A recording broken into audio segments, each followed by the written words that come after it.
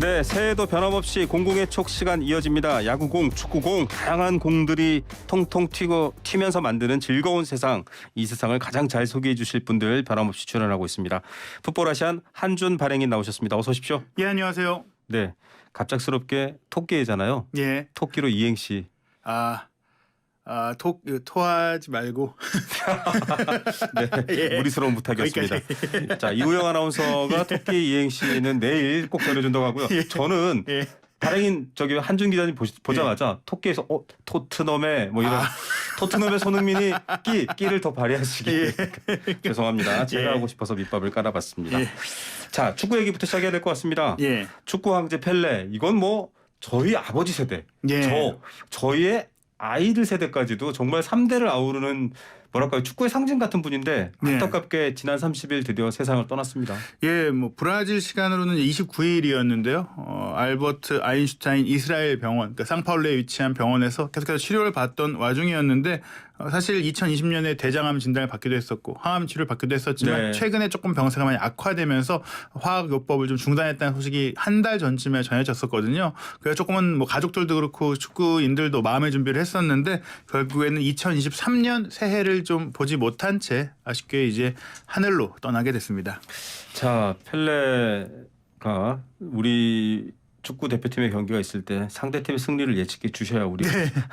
자, 그런 에피소드도 있었잖아요. 이른바 펠레의 저주라고 해서. 뭐 사실 뭐 콜롬비아가 뭐 월드컵 우승할 것이다 했을 때 콜롬비아가 뭐 조별리그를 탈락한다든지 그렇죠. 아프리카 팀이 우승할 것이다라고 했는데 아직 좀 우승을 못했다든지 네. 대회를 앞두고 좀 돌풍의 팀을 좀 예측을 했을 때 네. 아무래도 돌풍이다 보니까 이루어지지 못한 부분들이 많이 그게 좀 크게 화제가 됐었는데 뭐 그걸 떠나서 일단은 축구 황제 펠레가 그렇게 좀 소외되어 있는 지역이라든지 네. 언더독에 대해서 좀 부각시키는 발언을 또 했다. 뭐 이렇게도 좀 볼 수 있을까 생각이 네. 들어요. 저주가 아니라 좋은 펠레 예. 응원으로도 볼 수 예. 있네요. 펠레 어떤 분인지 좀 소개해 주십시오. 1940년생이에요. 그렇습니다. 뭐 대단한 게 그 1940년생인데 이 펠레가 자신의 이름을 세계에 알린 것이 1958년 스웨덴 월드컵이잖아요. 와. 생일이 지나기 전 기준으로 만 17세의 나이에 참가를 했었는데 네. 대회 전까지만 하더라도 그렇게 많이 알려져 있진 않았었는데 그 대회에서 무려 6골을 기록하면서 네. 브라질의 사상 첫 월드컵 우승을 이끌었고 사실 그 우승을 기점으로 해서 브라질이 세계적인 축구 강국으로 인정을 받았고 네. 또 브라질 축구의 스타일이 삼바 축구, 조가 보니또, 아름다운 축구, 이런 좀 현란한 기술을 보이는 네. 축구로 정립이 됐어요. 이게 펠레가 있기 전에도 뭐 좋은 선수들이 있긴 했지만 펠레가 워낙 압도적인 실력을 보여주고 펠레가 그런 영향력을 끼치니까 다른 브라질 선수들도 이제 펠레 같은 선수가 되고 싶어서 그런 스타일을 따라하고 배우다 보니까 지금 우리가 알고 있는 그 삼바 군단의 모태가 된 그런 네. 그 아버지와 같은 존재고 실제로 영국에서 축구를 뷰티풀 게임이라고 부르는 이유가 네. 1966년 뭐 잉글랜드에서 열렸던 월드컵에서 비록 펠레가 부상을 당하긴 했지만 그때 보여줬던 플레이가 대단했고 무엇보다 1970년 멕시코 월드컵이 사상 최초로 컬러 TV로 중계된 월드컵이었잖아요. 그러면서 모든 전 세계인들이 현장에 가지 않고도 축구를 볼 수 있게 됐는데 그때 펠레 선수가 최정상기를 누리면서 보여준 축구 때문에 축구는 이런 뭐 치열하고 몸싸움도 하고 빠른 것도 있지만 아름다운 게임이구나. 네. 그걸 알린 게 펠레입니다. 원래는 사실 축구가요. 뭐 축구의 기원서를 따져 보면 뭐 적군의 머리 뭐 이런 예. 표현도 있고 굉장히 전투적이잖아요. 예. 그런데 펠레를 기점으로 해서 축구가 굉장히 보는 것만으로도 아름답고 즐거운 스포츠가 된 거군요. 그러니까 아름다운 축구를 만든 사람이고 브라질이 축구 제국이다. 브라질이 최강이다라는 그 이미지를 만든 사람인데 왜냐하면 펠레가 월드컵 3번 우승을 브라질을 다 시켰고 그렇죠. 또 하나 중요한 건 이거예요. 축구 경기 하실 때 등번호 10번을 에이스의 번호로 하잖아요. 근데 원래 펠레가 10번을 달기 전까지는 그렇지 않았습니다. 그러니까 마라도나도 10번이었는데 펠마 논쟁이라고 있었잖아요. 네. 펠레 마라도나 누가 최고냐. 근데 등번호 10번 자체가 에이스의 번호라는 것을 만든 게 펠레다. 펠레가 원래 후보 선수였고 그 1958년 월드컵을 개막했을 때는 등번호를 그냥 무작위로 배정을 했었는데 그때 피파에서 그냥 어린 선수인 펠레한테 1, 2, 3, 4, 5, 6, 7, 8, 9 순서대로 주다가 10번을 준 건데 펠레가 10번을 달고 최고의 활약을 펼치니까 다른 후대의 선수들이 나도 10번 달고 펠레처럼 돼야지 이러면서 10번이 에이스가 된 겁니다. 정말 역사를 만든 그렇죠. 축구의 역사를 만든 분이라고 할 수 있습니다. 여러 얘기가 있습니다만 이분이 이를테면은 피지컬이면 피지컬 즉 어떤 몸의 신체적 능력 또 축구 기술이면 기술 여러 가지가 고루 갖춰졌잖아요. 예를 들면 메시 같은 경우에는 좀 신체적 조건은 좀 작고 아담하지만 뭐 기술이 뛰어난 측면이 있고 어떤 선수들은 은바페는 좀 펠레랑 예. 비슷합니다만 예. 굉장히 체격 조건과 피지컬이 좋은 선수가 있는데 펠레가 이 모든 것을 갖춘 선수였다 이런 평가가 있죠. 그렇습니다. 사실 이제 아무래도 펠레 선수가 좀 더 옛날 선수다 보니까 직접 본 사람들이 많지 않아서 보통 사람들이 자기가 직접 자기 세대에 본 선수들에 대해서 높이 평가하는 부분이 있다 보니 이제 펠레를 본 분들이 조금은 이제 많이 이제 세상을 뜬 부분이 많아요. 그래서 마라도나가 최고다, 혹은 지금 메시가 최고다 네. 이런 얘기를 하지만 이제 펠레 선수가 옛날 기준으로는 체격 조건이 좋은 거예요. 173cm였거든요. 지금으로 따지면 뭐 크다고 할 수는 없지만 자신이죠. 헤딩도 잘하고 빠르고 양발도 잘 쓰고 기술도 좋고 그러니까 예를 들어서 혼자 10명을 다 제치고 골을 넣은 적도 있어요. 네. 그러니까 메시 같은 플레이도 하고 네. 호날두처럼 정말 기가 막힌 점프력에 의한 헤딩 슈팅. 예를 들어서 그냥 단순하게 말씀드리면 메시와 호날두를 합쳐놓은 선수였다. 네. 그러니까 마라도나는 확실하게 메시 스타일이잖아요. 네. 근데 펠레는 그거 플러스 호날두가 된다. 그러니까 최고라고 하는 거죠. 아니 그러면 은바페나 손흥민 선수도 조금 펠레 스타일이라고 볼 수 있지 않나요?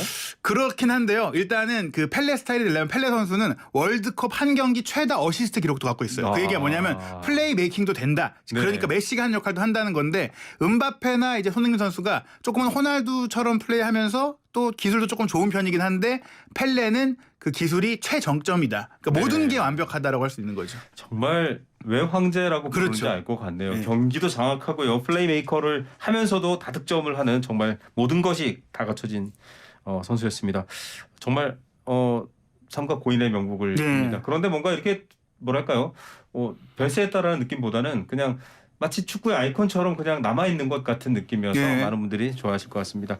자 그렇다면 펠레 때문에 브라질 축구가 되었다라고 하면 이제 이분 때문에 우리나라 축구도 좀 우리나라 축구가 세계적으로 될 것 같은데 손흥민 선수 얘기를 해봐야 될 것 같습니다.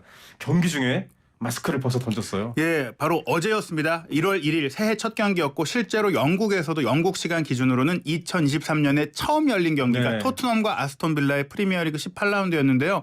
손흥민 선수가 여느 때처럼 이제 마스크를 쓰고 경기를 시작했는데 전반 19분에 갑자기 조금은 짜증난 얼굴로 마스크를 풀어서 던져버렸어요. 네. 사실 이렇게 놀랄 수 있잖아요. 이렇게 막 기분 때문에 던져버리면 화났나? 다치는 거 아니야? 네. 근데 이제 아무래도 이렇게 좀 던졌다는 것은 경기 전에도 어느 정도는 이제 아물었고 보호 차원, 예방 차원에서 썼던 것이지 벗어도 된다라는 의사의 진단이 있지 네. 않았을까. 사실 이 장면에 왜 그랬냐면 손흥민 선수가 돌파를 시도했었는데 조금 뺏겼어요. 근데 네. 이게 자기가 느꼈을 때는 이게 쓰고 있다 보니까 불편하고 불편하니까. 무엇보다 가장 큰 게 시야를 가리거든요. 그렇죠. 그 문제들이 최근 몇 경기 계속 드러나다 보니까 좀 짜증이 난 것이고 그래서 본인이 뺏긴 공을 본인이 따라가서 또 끊었어요. 역습을 네. 당하니까. 그리고 나서 던지고 뛰었는데 그 뒤에 무리 없이 경기를 했고 심지어 헤딩 패스도 몇 번 하고 그러니까 아무런 문제가 없이 경기를 하는 거 봤을 네. 때는 특히 벗으니까 확실히 시야가 열리고 그렇죠. 더 날카로운 플레이가 많이 나왔어요. 그래서 앞으로도 좀 마스크를 벗고 뛰지 않을까 싶은 그런 네, 생각입니다. 축구는 필드에서 여러 선수들이 하는 경기이기 때문에 시야가 넓지 않으면 할 수 예. 없는 스포츠거든요.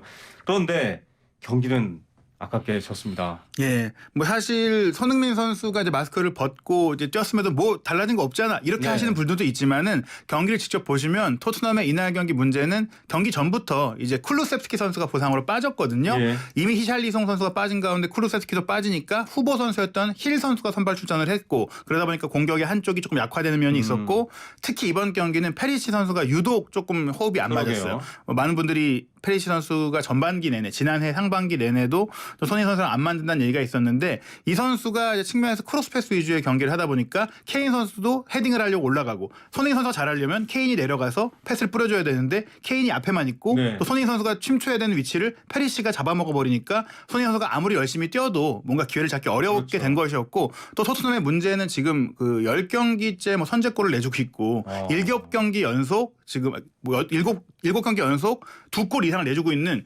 사상 최악의 수비라고 보이고 있거든요. 예. 토트넘의 부진은 손흥민 선수 때문이라기보다는 팀 자체의 균형이 좀 깨졌다. 이렇게 봐야 될 것 같아요. 지금 그런 기사들도 나오더라고요. 콘테 감독이 일종의 그런 포메이션의 변화를 주거나 포지션의 변화를 주면 동선 정리를 하고 롤을 예. 바꿔줘야 되지 않느냐. 근데 이제 멀뚱멀뚱 보고 있는 상황이 된 거 아니에요, 그러면? 그러니까 어떻게 보면 그 동선 정리가 필요한데 페리시치 개인의 입장으로 보자면 페리시치가 잘할 수 있는 것들을 사실 시키고 있는 거거든요. 아. 페리시치 자체 한 명만 보면 뭐 준수하게 네. 하네. 실제로 페리시치가 현재 토트넘의 최다 도움 선수고. 근데 이게 손흥민 선수랑 안 맞는다는 것이죠. 말씀하신 대로 그렇다면 손흥민 선수와 페리시치 선수를 좀 배분해서 경기를 해야 되는데 아마 준비는 했을 수 있어요. 그런데 네. 경기를 하다 보면 상대 팀도 이제 대응을 하게 되고 또 경기 중에 선수들이 이제 그게 한 번에 이루어질 수 없잖아요. 그렇죠. 월드컵을 치르고 돌아온 선수들이니까 훈련을 많이 못했다라는 부분을 봤을 때는 조금 더 시간이 필요하지 않을까 생각할 수 그러면 있습니다. 지금 토트넘이 여러 가지 성적들이 조금 위태위태한가요? 어떻습니까? 사실 이제 가장 중요한 1차 목표가 챔피언스리그 진출. 다음 시즌에도 별들의 전쟁에 나가는 것인데 이 경기 전까지만 하더라도 4위를 유지하고 있었어요. 네. 프리미어리그 4위까지 챔피언스리그를 그렇죠. 나가게 되는데 이 경기를 패배함으로써 이제 5위로 떨어지게 됐거든요. 예. 그리고 콘테 감독이 경기 끝나고 나서 이렇게 얘기했습니다.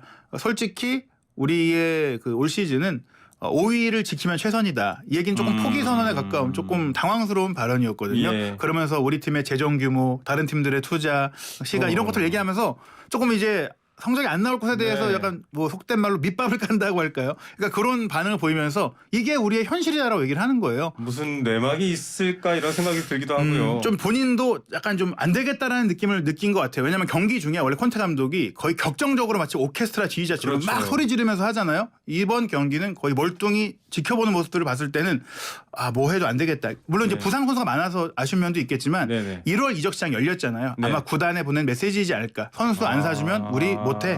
약간 네. 이런 느낌도 있었습니다.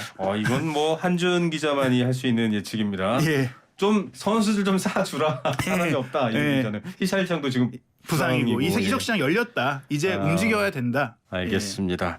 자, 손흥민 선수가 통계 전문업체 옵타라는 곳에서 선정한 올해의 선수 베스트 11에 선정이 됐네요. 이게 올해의 선수가 전 세계를 합친 건가요? 아니요, 프리미어리그 베스트 11에 프리미어 들어간 리그에서. 것인데요. 이 11은 2022년 한 해 동안입니다. 네. 그러다 보니까 사실은 손흥민 선수가 지난 2021-2022 시즌에 프리미어리그 득점왕을 차지했잖아요. 네. 근데 득점왕을 차지할 때 대부분의 골을 후반기인 즉 2022년 1월부터 5월 사이에 넣었어요. 네. 그리고 아시다시피 올 시즌은 조금 부진하지만 그래도 레스터시티와의 경기 헤드트릭을 했거든요. 그러면서 이 베스트 11 명단에 든 것이고 또 이 베스트 11 명단을 BBC가 함께 이제 추린 거거든요. 네. 옵타라는 통계 매체가 축구 통계에 있어서는 뭐 수십 년간 세계 최고의 그 네. 인정을 받고 있는 곳이기 때문에 공신력이 있는데 사실 올 시즌 최고의 공격수는 다들 이제 맨체스터 시티의 혼란을 얘기하는데 네. 이 2022년 베스트 11은 저번 시즌과 이번 시즌을 모두 뛴 선수만 대상으로 하다 보니까 특히 이제 프리미어리그에서 손흥민 선수와 함께 득점왕을 공동 수상한 살라 같은 경우에는 2021년 하반기 그러니까